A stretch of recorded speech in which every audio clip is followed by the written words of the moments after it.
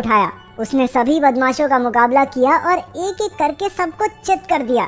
चोई दूर से छिपकर ये सब देख रहा था और अपनी गैंग को हारता देख याकुजा मुंह छुपाकर वहां से भाग निकला।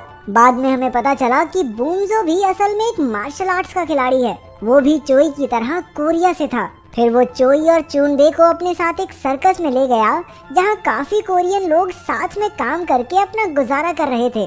वहाँ सभी बूमजो की बहुत इज्जत करते थे क्योंकि वही सबके खाने पीने का इंतजाम करता था। वो तो कोरियन बच्चों के लिए एक स्कूल खोलने की भी कोशिश कर रहा था। अभी चोई ने बूमजो से उसे लड़ना सिखाने की गुजारिश की, लेकिन बूमजो ने ये कहकर मना कर दिया कि ये लड़ाई वड़ाई में कुछ नहीं रखा, इस सब के बारे में मत सोच। लेकिन चोई भी इतनी आसानी से हार मानने वालों में से नहीं था।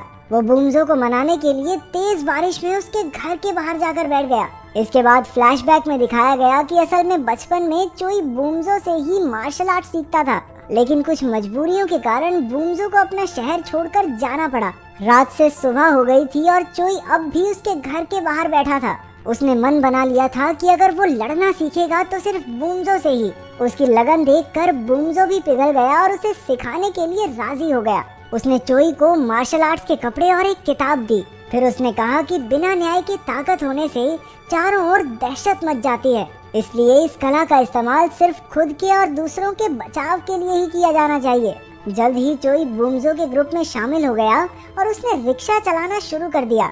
अपने खाली समय में वो बूमजो से मार्शल आर्ट सीखा करता। एक दिन चोई ने देखा कि कुछ अमेरिकन पुलिस वाले एक जापानी औरत को छेड़ रहे थे। चुनबे ने उसे कहा भी कि इनसे दूर रहे और चुपचाप घर चले, लेकिन चोई ने सीधा जाकर उन पर हमला कर दिया और उस औरत की इज्जत बचाई। इसके बाद कुछ ही समय में वो बहादुर शेर के नाम से मशहूर हो गया, जो जापानी औरतों को पुलिस वालों से बचाता।